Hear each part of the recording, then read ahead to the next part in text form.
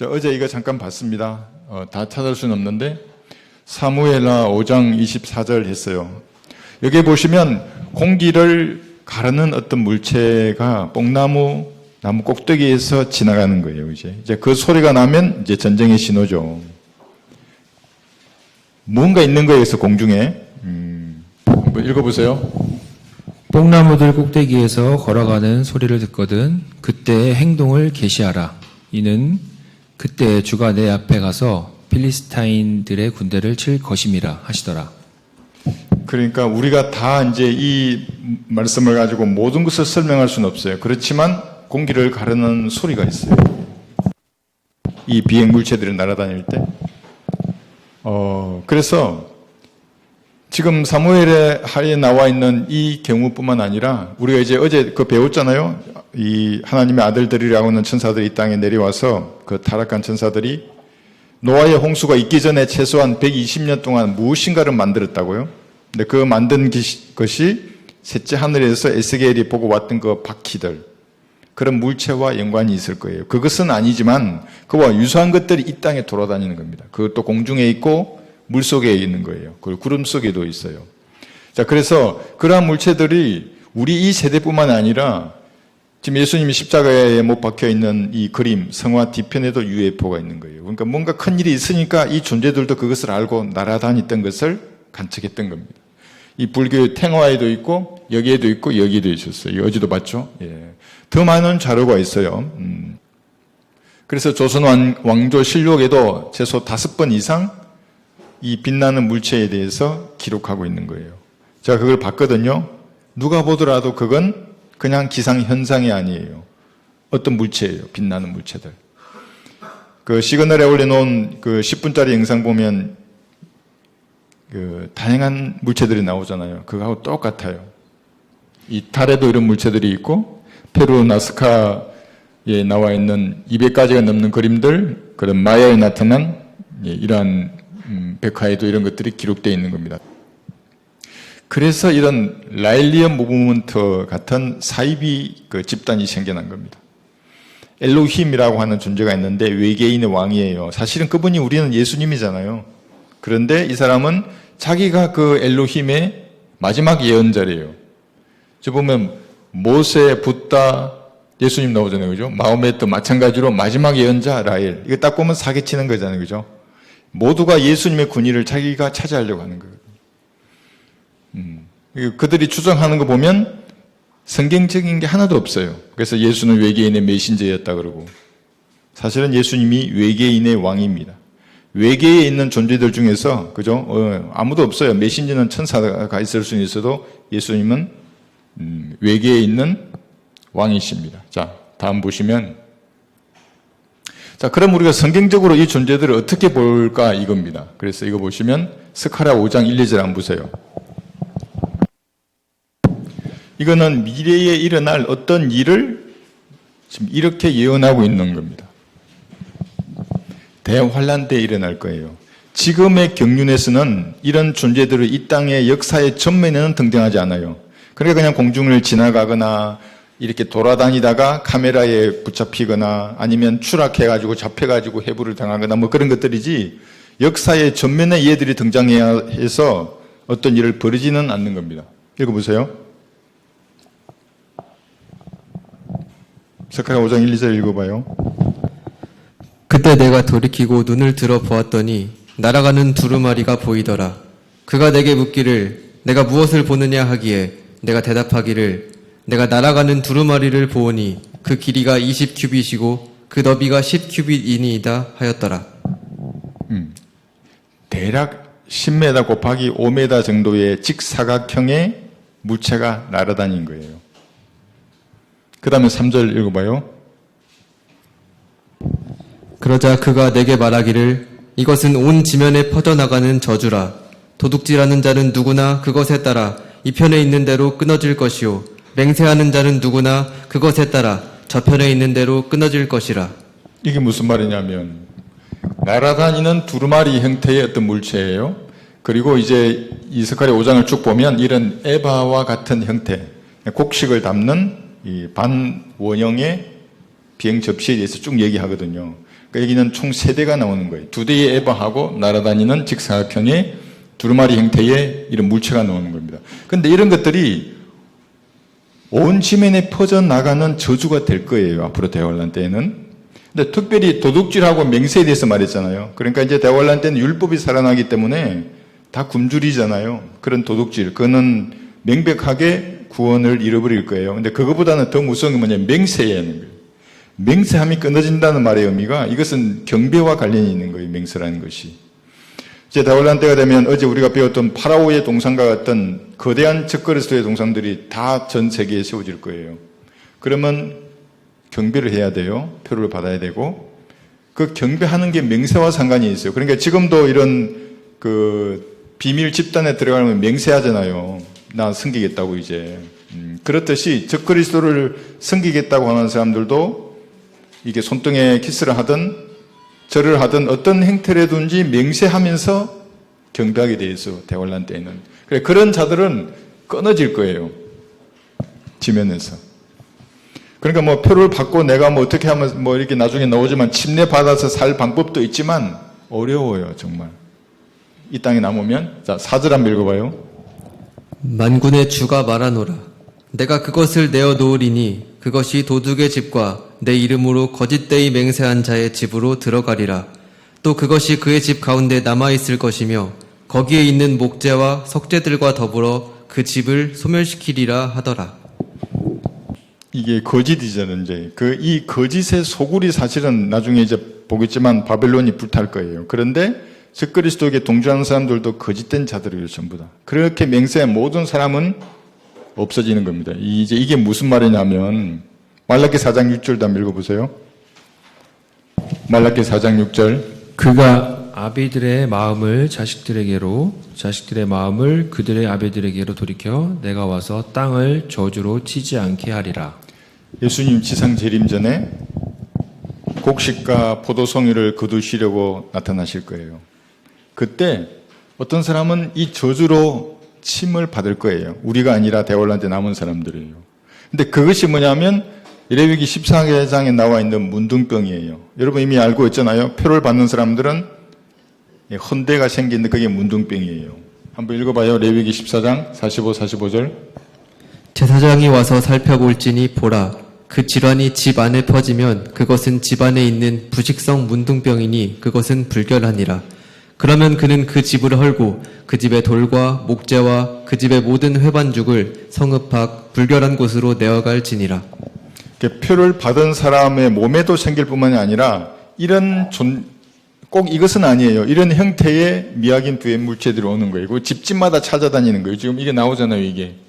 집집마다 찾아가서 전염병을 퍼뜨릴 건데 그것이 문둥병일 거예요. 그러면 사람들은 집을 허물어서 버리는 거예요. 이게 집을 헐고 성읍 밖으로 버리라잖아요. 대환란 때는 실제로 그런 전염병에 노출된 사람들은 다 도시 밖으로 버릴 겁니다. 계시록 16장 2절을 보시면 그러므로 첫째가 가서 자기 호리병을 땅에 쏟으니 그 짐승의 표를 가진 자들과 그의 형상에 경배한 자들 위에 악취가 나는 심한 헌대가 생기더라. 자, 여기까지 관련 구절의 한 절반 정도만 찾은 거거든요. 그러니까 어떤 형태로든지 이 미약인 부의 물체들이 집을 찾아다닐 거예요.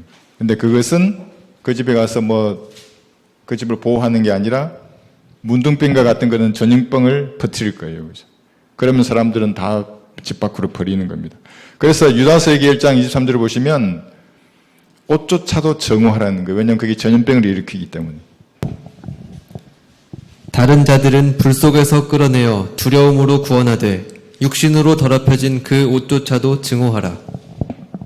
이게 실제적인 교리가 될 겁니다. 대환란 때는.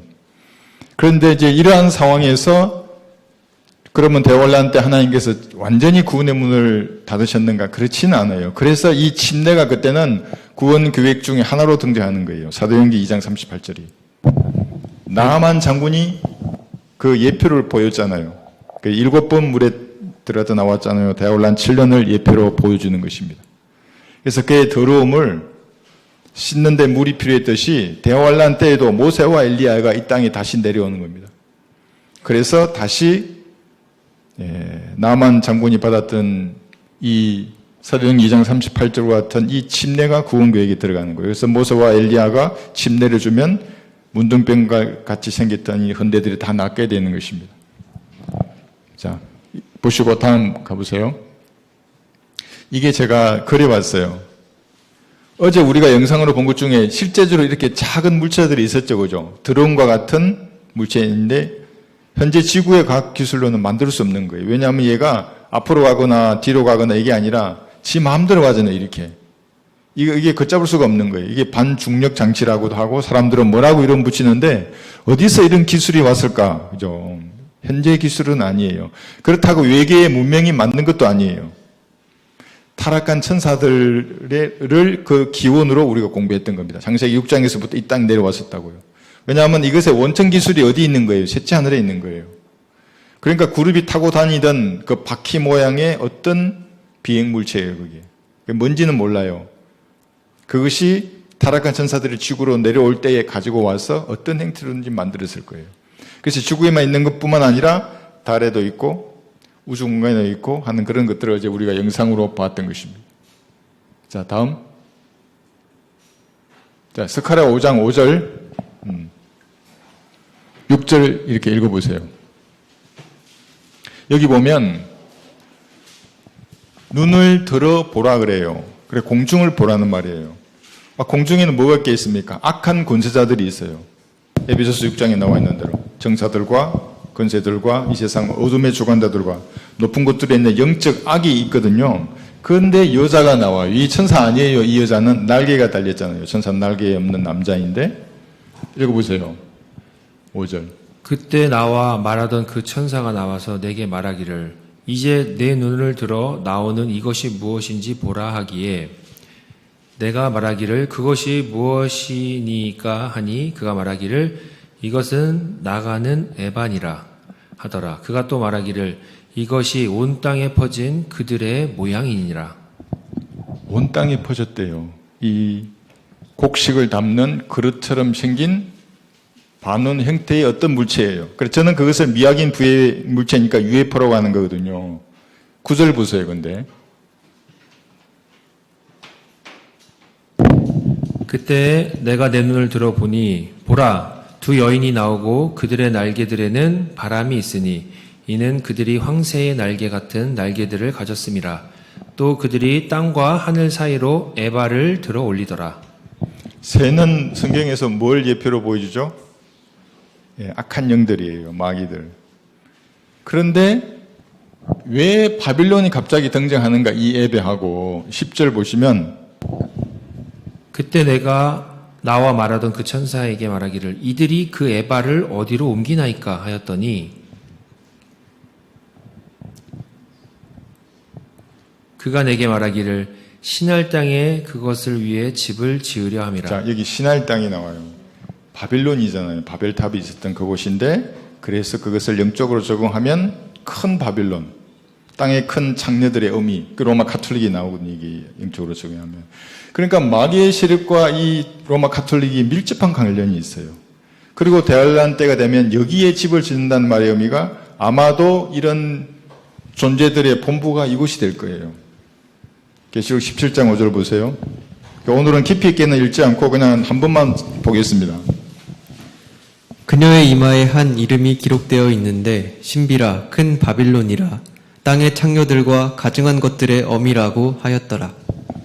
무언가 관련이 있을 거예요. 이제 우리는 물론 셋째 하늘에서 이 장면을 다 보겠지만 이 땅에 남아 있는 사람들은 모두가 하나님이 이 땅에 내려오셨는데 그 적그리스도와 그하는 그 본부의 위에 보면 이런 초자연적인 것들이 있으니까 이건 완전히 이제 속는 거예요. 이게 하나님이 보내신 물건이구나. 근데 사실은 아니잖아요. 다 모조품들인데. 자, 다음. 이거는 이제 예수님이 지상 재림하시는 걸 보고 이제 그 땅의 연합군들이 다 모이는데 2억의 유엔의 연합군뿐만 아니라 모든 이제 그 사탄의 씨들이 다 모인다고요. 그게 6,000년간 육성된 마귀들의 군대예요. 각종 그 변종들부터 시작해서 UFO에서 만든 그런 종류들, DNA 조작을 통해서 수많은 마귀들의 군대가 이 이스라엘을 치러 가는 거예요. 그런데 하늘을 보니까 이런 존재들이 있는 겁니다. 우리가 지금 말하는 미확인 비행 물체들. 르코만 목사님이 그린 겁니다. 이것이. 다음. 자, 이사야 21장 9절 한번 보세요. 그런데 무너져요, 이제 이 바빌론이. 이사야 21장 9절. 보소서 여기 한 쌍의 기병과 더불어 병거 탄 자들이 오나이다 하였더니 그가 대답하여 말하기를 바빌론이 무너졌도다 무너졌도다. 그가 바빌론 신들의 모든 조각한 형상들을 다 땅에다 부서뜨리셨도다 하였도다. 그러니까 이 기병들이 여러분들이거든요.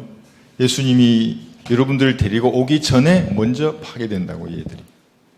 그래서 이제 마지막 결론에 보면 나와요. A하고 B 뭐 이러면서 시기를 말하는 가 나오는데, 계시록 14장 8절 보세요. 무너질 거예요, 얘들이.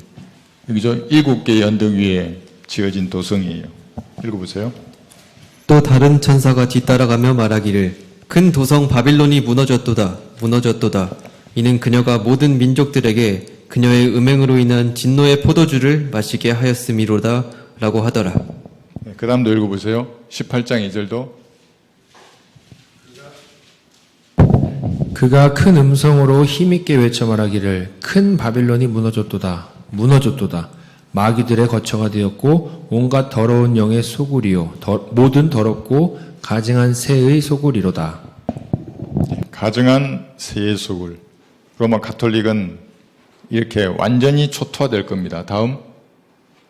자, 그런데 저도 이 말씀에 동의하는데 르코마 목사님은 이런 미확인 어떤 비행 물체들이 이 큰 바빌론을 공격할 거라고 말씀하시는 부분이 있어요. 근데 이건 꼭 이렇지는 않아요, 모양이. 이런 모양이 아닐 수도 있어요. 셋째 하늘에 있는 어떤 존재가 와서 이렇게 할 수도 있는데, 그렇게 자기들이 자랑했다잖아요, 초반기에는. 그러나 멸망할 때는 완전히 부서질 거예요. 다음. 자, 이제 공격하는 UFO를 여러 군데 네가 다 찾아보긴 어렵고, 이사야 10장 한번 볼게요. 여기 보시면 정해진 멸망이 있어요. 이사야 10장 22절, 23절. 그 다음에 이사야 28장도 찾아 놓으세요. 먼저 10장 22, 23절부터 보겠습니다. 잠깐만 찾으면 이제 읽겠습니다. 그래서 대환란 때의 죽음의 그림자 그러면 UFO가 될 거예요. 우리가 그렇게 말하면 또 여러분의 생각대로만 고정하지 말고 어떤 하여튼 확인되지 않는 물체들이 있어요. 미확인 비행 물체 중에 있는 그 불말과 병거들도 미확인 비행 물체예요. 여러분이 올 때 있잖아요. 셋째 하늘에서 지금 이 우리가 있는 태양계로 내려올 때 사람들을 여러분을 UFO라 그럴 거예요. 미확인 비행 물체. 뭐가 오긴 와요. 저기선 제임스 웹 망원경으로 보면 보인다고요, 뭔가. 근데 분명히 거기는 뉴스에 나올 거예요. 미확인 비행 물체들이 어디서 이렇게 오고 있다, 막 이러면서. 그런데 이런 존재들이, 읽어보세요. 내 백성 이스라엘이 바다의 모래 같을지라도 그들 중에 남은 자만이 돌아오리니 정해진 멸망이 의로 넘치리라. 이는 만군의 주 하나님이 온 땅 가운데서 멸망을 이룰 것임이니 이미 작정된 멸망을 이루리라. 이것이 남은 자 나오잖아요. 그러면 대환란 때에 우리가 알고 있기로는 3차 세계대전이 일어난다 그랬어요. 모든 유엔의 연합군들이 이스라엘을 치러 갈 거예요. 그것뿐만 아니라 아까 공중에 있었던 그 군대들 있잖아요. 미확인 비행 물체들이 공격하기 시작해요. 그런데 이것을 정해진 멸망을 이룬다 그러고 작전된 멸망이라고 말합니다. 이사야 28장도 한번 보세요. 이게 22절 한번 읽어봐요. 21절, 2절, 4절 이렇게 읽어봐요. 이사야 28장. 주가 프라심 산에서와 같이 일어나며 기브온 골짜기에서와 같이 진노하여 그의 일, 곧 그의 기이한 일을 행할 것이며 또 그의 역사, 곧 그의 기이한 역사를 이루리라. 그러므로 이제 너희의 결박들이 견고해지지 않도록 너희는 조롱하는 자들이 되지 말라. 이는 내가 만군의 주 하나님으로부터 멸망을 들었음이니 온 땅에 결정하신 바니라. 24절도 보세요. 쟁기질하는 자가 씨 뿌리려고 종일 쟁기질만 하겠느냐? 그가 땅을 갈아 흙덩이들을 깨기만 하겠느냐? 자, 아까 우리가 스가랴 5장에서 읽었던 에바 있잖아요. 곡식을 담는 그릇. 그걸 영적으로 한번 적용해 보세요. 나중에 찾겠지만 마태복음 14장에 보면 예수님이 낫을 들고 오실 때에 곡식은 그러잖아요. 이 곡식 담는 그릇이에요. 곡식은 창고에 들으시는데 진노의 포도즙틀을 넣을 포도송이도 거두시는 거거든요, 이게. 그래서 저것도 지금 타작마당에 에바와 관련이 있는 겁니다. 29절 읽어봐요. 이것은 또한 만군의 주께로부터 오나니 그의 계획은 경이롭고 그의 역사하심은 탁월하시도다. 이것을 미약인 비해형 물체와 연관시킨 이 주석은 없어요. 르크만 목사님이십니다. 다른 내 목사들 거 몇 개 봤거든요. 전혀 감도 못 잡고 있어요. 아모스 1장 3절도 안 보세요. 철로 된 타작기계예요. 그러니까 타작마당, 에바, 철로 된 타작기계. 아모스 1장 3절에서. 주가 이같이 말하노라. 다마스커스의 서너 가지 죄가들로 인해 내가 그 벌을 돌이키지 아니하리니 이는 그들이 철로 된 타작 기계로 길르앗을 타작하였음이라. 이제 이것을 가구의 일로만 치부하면 예언적으로 말씀하시는 하나님의 말씀의 의미를 전혀 알 수가 없게 되는 것이거든요. 왜 하필 또 다마스커스예요? 다마스커스는 예수님이 지상 재림하실 때 제일 먼저 가시는 곳이에요. 그러니까 뭐가 있는 거예요, 시리아 다마스커스. 사도 바울이 예수님을 보셨던 그 장면이기도 하고, 제가 예전에 한번 그림 그렸잖아요. 2억의 적그리스도 군대가 이스라엘을 칠 때의 주 지소가 그 지역에 있을 거예요, 이렇게. 그리고 앞에 이제 본대가 내려간 거예요, 2억의 군대가. 그럼 본부부터 치시는 거예요, 예수님이. 뒤에서부터 치셔서 이렇게 쭉 오시거든요. 낚싯바늘 모양의 공격 기동로가 그려졌던 것입니다. 그래서 이 그림을 보시면 적그리스도에게 내가 적그리스도를 섬기겠다 이렇게 맹세했던 모든 사람들 UFO는 그들에게 죽음의 그림자가 될 거예요. 피할 수 없어요. 그래서 이게 피할 수 없는 멸망이라고 한다고요. 하나님으로부터는 멸망이고 기이한 일이에요. 이거 어디로 도망가겠어요? 이건 지 마음대로 다니는데. 셋째 하늘에 바퀴 달린, 바퀴라고 표현된 그 물체는 그룹하고 한 영이거든요.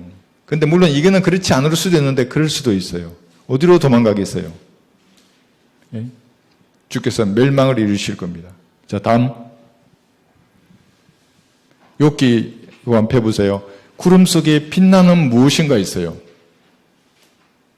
이 구름이라는 것이 보세요. 십자가 사건이나 대홍수나 성막이나 율법을 제정하셨을 때나 주님이 성천하시고 재림하시는 모든 것 가운데 저 구름이 있어요. 그런데 구름 속에 뭐가 있어요? 읽어봐요. 하나님께서 언제 구름들을 배치하셨고 그의 구름의 빛을 빛나게 하셨는지 당신은 아느뇨? 21절. 이제 사람들이 구름 속에 있는 밝은 빛은 보지 못해도 바람이 지나가면서 그들을 깨끗게 하는도다. 구름 속에 있는 밝은 빛이 뭘까요? 욥은 뭔지는 모르지만 이 미약인 물체를 봤을 수 있어요. 왜냐하면 역사 가운데 계속 나타났다 그랬잖아요. 창세기 때부터 나와 있는 그 존재들이 무엇인가 만들었어요. 구름 속에 빛나는 빛. 다음. 이거는 뭐냐면 사실 이것만 해도 오랜 좀 강의가 될 만한데 이게 버무다 삼각지대예요. 그러니까 우리가 첫 시간에 배울 때에 약 120년간 그들이 어떤 비행체를 만들었을 것이다 이렇게 얘기했잖아요. 그러면 수중에 지하에 어느 곳인가 그들의 기지가 있는데 그 통로가 어딘가 했을 때 아마도 여기가 아니겠는가, 버무다 삼각지. 그러니까 계속해서 무슨 실종사고가 일어나는 겁니다. 북위 20도에서 30도 사이에 이 지대에 그러면 어떤 통로가 있을까 이렇게 서로 연결된, 그렇게도 의심해 봅니다. 이런 데서 조난사고가 많이 일어나요. 실종사고들이. 북위 20도에서 30도.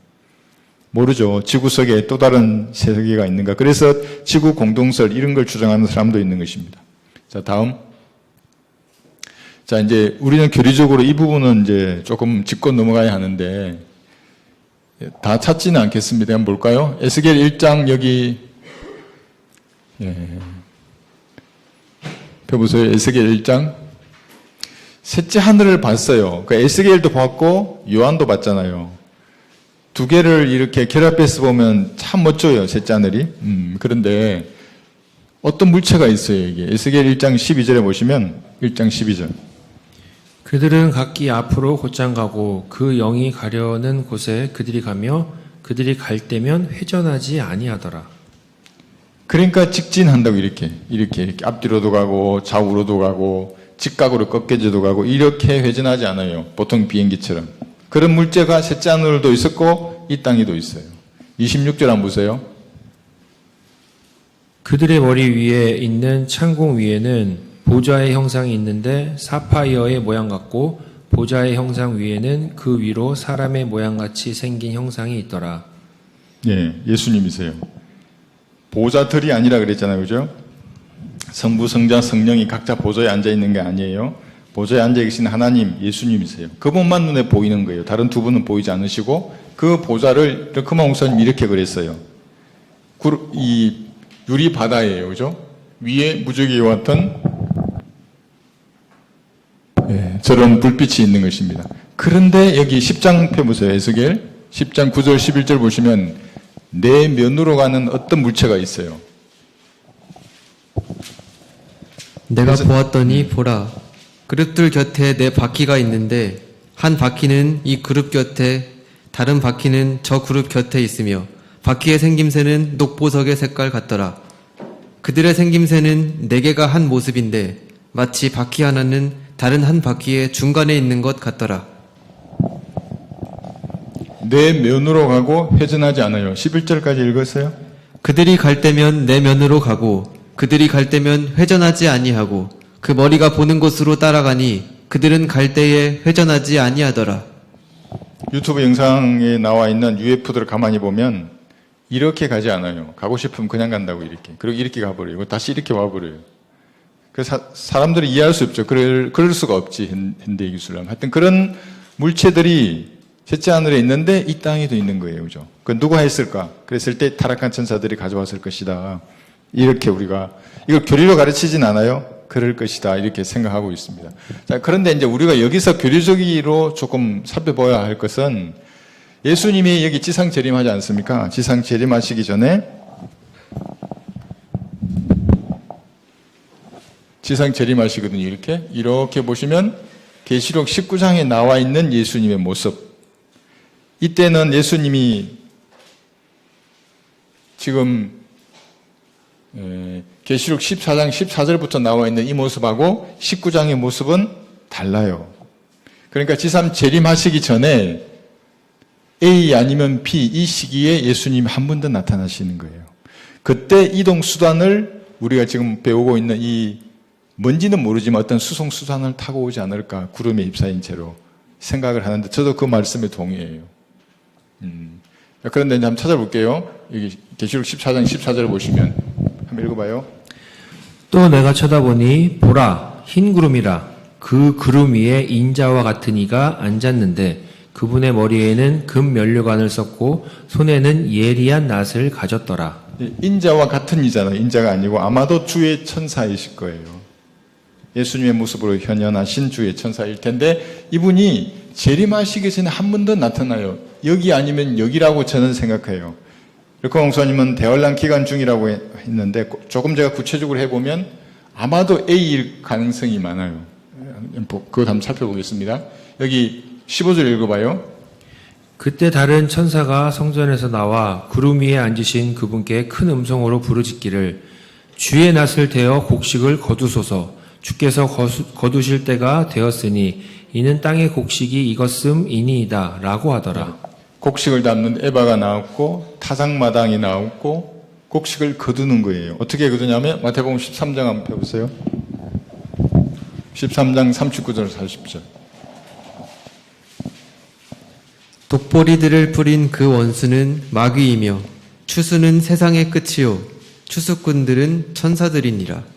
그러므로 독보리들을 거두어서 불에 태웠듯이 이 세상의 끝에도 그렇게 되리라. 30절 한번 읽어봐요.